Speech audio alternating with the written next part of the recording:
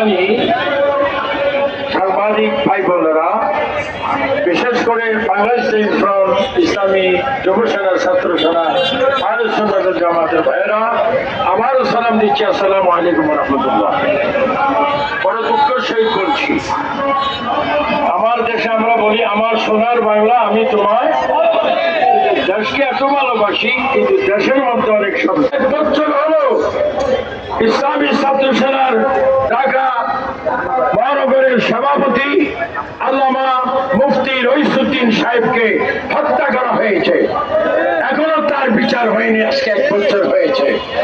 আমি মাননীয় প্রধানমন্ত্রী, আপনার থেকে বন্ধ করা যাবে না। আমরা বঙ্গবন্ধুকেও দেখেছি, তারপরে সরকারকেও দেখেছি, জিয়া সাহেবকেও দেখেছি, হাসিনাকেও দেখেছি, খালেদাকেও দেখেছি, আপনার তারেক রহমানকেও দেখতেছি। এই দেশে ভাবিয়া করিও কাজ করিয়া ভাবিও না।